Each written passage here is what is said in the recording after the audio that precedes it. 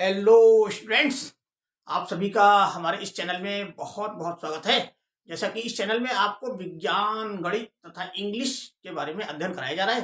तो आज के वीडियो के क्रम में हम आपको एनसीईआरटी मैथमेटिक्स क्लास 8 एक्सरसाइज 2.2 के कुछ प्रश्नों को लेते हैं और उनका हल यहाँ समझाते हैं। तो देखिए, जैसा कि ये एक्सरसाइज जो है एक चर में रेखीय समीकरणों पर आधारित है, तो उसी पर आधारित इसमें प्रश्न है। तो इसमें दो प्रश्न लिए गए हैं। क्वेश्चन नंबर 10 देखिए, प्रश्न नंबर 10।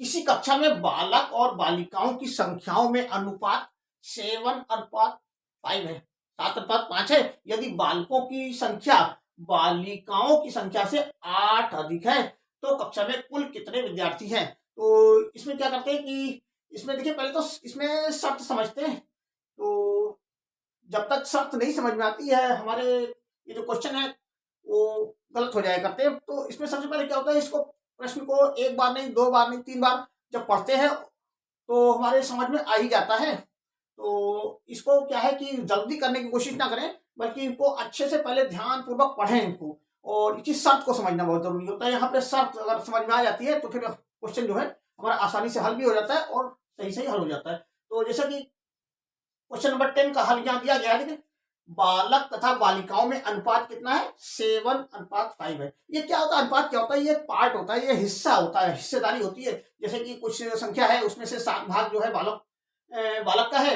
और 5 भाग जो है बालिकाएं हैं। इस तरीके से ये अनुपात होता है। तो अब ये अनुपात दे रखा है, एग्जैक्ट नंबर नहीं है। तो अतः कुल बालक जो हो गए हमारे कितने हो गए, इसमें हमने एक चर राशि मान लिया इनके लिए, इसका एक्स पार्ट मान लिया, एक्स मान लिया, संख्या एक्स है। एक्स का जो है इसमें 7x हो गया, और इसी प्रकार से कुल बालिकाएं जो हो गई हमारी वो हो गई 5x हो गई। तो अब प्रश्नानुसार बालकों की संख्या, जैसा कि इसमें एक शर्त दे रखी है, कंडीशन दे रखी है। क्या दे रखी है, देखिए, बालकों की संख्या बालिकाओं की संख्या से 8 अधिक है। तो यहाँ पे हमें बालकों की संख्या पता ही है, उनका अनुपात पता है, जैसे कि 7 है। तो यहाँ पे 7x हुआ, ये देखिए। तो 7x जो है वो बराबर है, बालकों की संख्या जो है वो क्या है, बराबर है किसके, बालिकाओं की संख्या से 8 अधिक। उसमें 8 जो है अधिक है, 8 मोर है, एबव है। तो ये संख्या जो है हमारी कितनी हो गई, ये जो बालकों की संख्या है ये बालिकाओं की संख्या से 8 ज्यादा हो गई, अधिक हो गई। तो 5x में 8 हमने 8 कर दिया, 8 जोड़ दिया, उसको ज्यादा बना दिया। तो ये हमारा इक्वल टू हो गया बालकों की संख्या के। तो बालकों की संख्या जो है इक्वल टू बालिकाओं की संख्या प्लस 8। अब पक्षांतर करेंगे तो क्या होगा, हमें तो x की वैल्यू निकालना है। तो पक्षांतर करने पर क्या होगा, ये हमारा जो 5x है ये राइट नहीं, लेफ्ट हैंड साइड में आ जाएगा। तो ये माइनस का हो जाएगा। देखो, 7x minus 5x equal to 8। तो ये यहाँ पे सब्ट्रैक्शन हो गया, तो इसका 2x इक्वल टू 8 बचा, x इक्वल टू 8/2, जो कि सिंप्लीफिकेशन पे आ गया हमारा 4। तो x की वैल्यू आ गई हमारी 4। अब कुल बालक हमको निकालना है। तो ये जो हमारे अनुपात है जिसको हमने माना हुआ है, कुल बालक हमारे 7x, और तो 7x रख दिए, x की जगह पे हम रखेंगे 4, तो इसकी मल्टीप्लाई कराए तो ये आ गया 28। तो कुल बालक हो गए हमारे 28 हमको प्राप्त हो रहे हैं। इसी प्रकार से कुल बालिकाएं भी निकाल लेंगे। ये 5x है, तो 5x में x की वैल्यू है 4, तो 5 × 4 हो गया 20। तो कुल विद्यार्थी जो है स्कूल में कितने बताए गए, वो टोटल बालकों की संख्या प्लस बालिकाओं की संख्या को जोड़ लेंगे। तो यहाँ पे जितना निकल गया है 28 + 20, तो ये 48 जो है ये हमारी कुल विद्यार्थी हैं। यही हमारा आंसर है। तो इसको चेक भी कर लेते हैं। तो चेक करने पे देखते हैं, जैसा कि शर्त में दिया हुआ है उस शर्त में रखने से हमारा जो है ये शर्तों को पूरा करना है, और ये हल जो है हमारा एक सही तरीके से खरा उतर रहा है। तो इस तरीके से ये हल हो गया। इसी तरीके से देखिए, क्वेश्चन नंबर 11 है हमारा। बाईचुंग के पिताजी उसके दादाजी से 26 वर्ष छोटे हैं और उससे 29 वर्ष बड़े हैं। यदि उन तीनों की आयु का योग 135 वर्ष है तो उनकी आयु अलग अलग ज्ञात कीजिए। देखिए, इसमें देखिए ध्यान देने वाली बात है, इसमें बाईचुंग, इसमें आयु का क्वेश्चन है, एज से रिलेटेड है। तो यह क्या है, देखो, बाईचुंग के पिताजी है। इसमें कौन, इसमें देखिए, इसमें भी ध्यान से पढ़ेंगे इसको कि इसमें किसको लेकर क्या बात कही गई है, उसी को लेकर के हम उसमें उसको उसके लिए एक वेरिएबल, उसके लिए एक चर राशि मानते हैं। तो जैसे बाईजुंग के पिताजी, इसमें जो बाईजुंग को लेकर के बात कही जा रही है, बाईजुंग के ऊपर ही सारी बात है।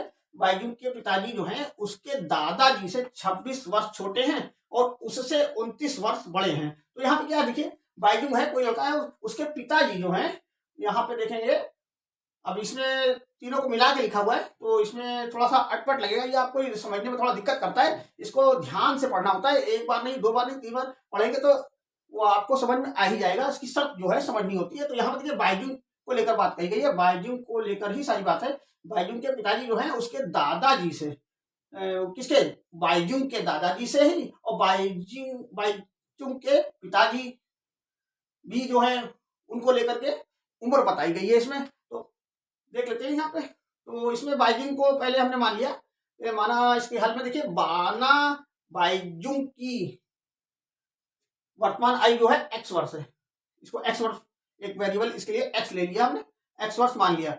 अब प्रश्नानुसार जो है पिता की जो वर्तमान आयु होगी हमारी क्या होगी, देखो यहाँ दिखा, बाईजुंग के पिताजी उससे 29 वर्ष बड़े हैं, किससे, बाईजुंग से, ये जो बाईजुंग है ये बाईजुंग से 29 वर्ष बड़े हैं इसके पिताजी। तो यहाँ पे पिताजी की उम्र क्या हो जाएगी वर्तमान आयु, x प्लस 29 वर्ष हो जाएगी, x में 29 जोड़ दिए तो वो जो है 29 वर्ष बड़े हो गए।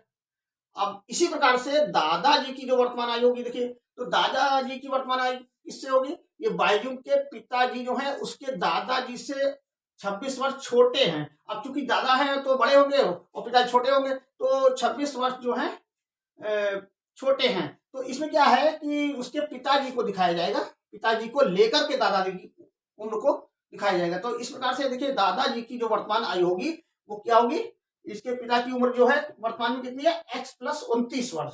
तो x प्लस 29 वर्ष का मतलब क्या हुआ, इसमें इसके दादाजी जो है 26 वर्ष बड़े हैं, यहाँ पिताजी तो 26 वर्ष छोटे हैं दादाजी से। तो इसका मतलब क्या हुआ, इसका मतलब ये हुआ कि दादा जो है वो पिता से 26 वर्ष बड़े हैं, तो इसका मतलब 26 वर्ष उनकी आयु में जुड़ जाएगा। तो इसी प्रकार से यहाँ पे देखिए दादाजी की जो वर्तमान आयु होगी वो x प्लस 29 प्लस 26 वर्ष होगी।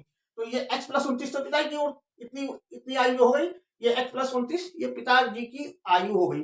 अब दादाजी की आयु जो है 26 वर्ष बढ़ा के दिखाना है, या इसका उल्टा समझ लीजिए, पिताजी जो है दादाजी से 26 वर्ष छोटे हैं, तो मतलब अर्थ वही निकल के आ रहा है। तो इस प्रकार दादाजी की जो वर्तमान आयु हुई वो x प्लस 29 प्लस 26 वर्ष हुई, 26 वर्ष मतलब बड़े हो गए दादाजी।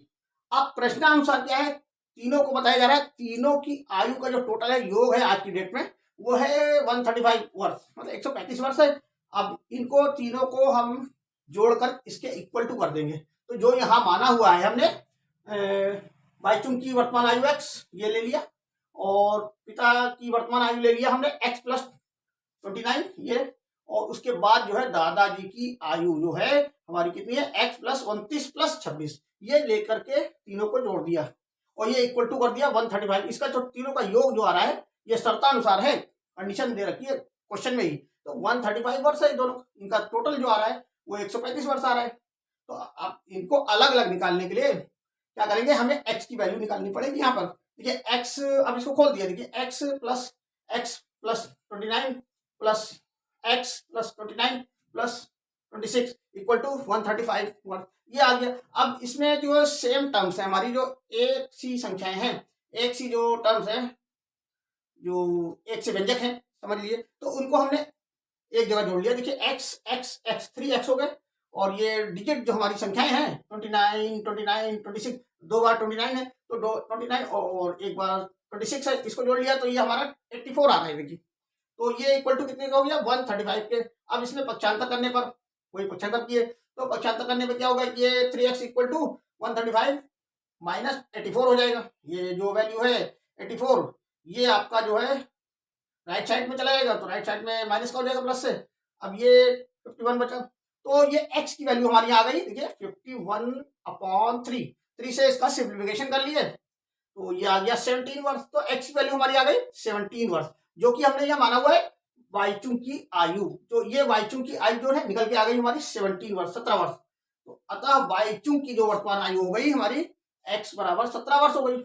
अब बाईजुंग के पिता की वर्तमान आयु कितनी है, यहाँ जो माना हुआ देखिए x प्लस 29 वर्ष, तो इसी x में हमने 29 वर्ष जोड़ दिया, तो ये हो गया 17 प्लस 29 इक्वल टू 46 वर्ष, ये 46 वर्ष आ रहा है। अब बाईजुंग के दादाजी की आयु जो है निकल आएगी, बड़ी आसानी से निकल आएगी। अब तो पहले तो एक्स का मान निकाल लेते हैं, एक्स की जब वैल्यू निकल आती है तो उससे आगे जो भी दिया रखा है, जितनी भी टर्म्स होती है निकालने की, वो सब उसी में ऐड करते जाते हैं और उसकी आयु जो है निकलती जाती है। तो बाइकिंग के दादाजी की वर्तमान आयु जो हमने यहाँ माना हुआ था x प्लस 29 प्लस 26, तो x की जगह 17 रख देंगे, 29 प्लस 26 तीनों को जोड़ दिया तो ये अब 72 वर्ष आ रहा है। देखिए अब इसको चेक करने के लिए कि हमारा आंसर सही है या गलत है, तो इसके लिए क्या करते हैं, जैसे कि यहाँ कंडीशन दे रखी होती है, कहाँ दे रखा है देखिए, तीनों की आयु का योग 135 है, तो तीनों को जोड़ लेते हैं हम। 72 ये जो है प्लस 46 प्लस 17 तीनों को जोड़ते हैं तो हमारा ये 135 वर्ष आता है। तो इसका मतलब क्या हुआ कि हमारा जो आंसर है ये सही उतर रहा है, शर्तों पे खरा उतर रहा है। तो इसलिए हम इसकी जांच भी कर सकते हैं। तो जांच करने से ये होता है, हमें कंफर्म हो जाता है कि हमारा उत्तर जो है वो सही है। तो आज के वीडियो में बस इतना ही रखते हैं, अगले किसी वीडियो में इसके दूसरे क्वेश्चन को लेंगे। और चैनल को लाइक तथा सब्सक्राइब करते रहिए, जिससे कि नए नए वीडियो आपको मिलते रहें। धन्यवाद चिल्ड्रन।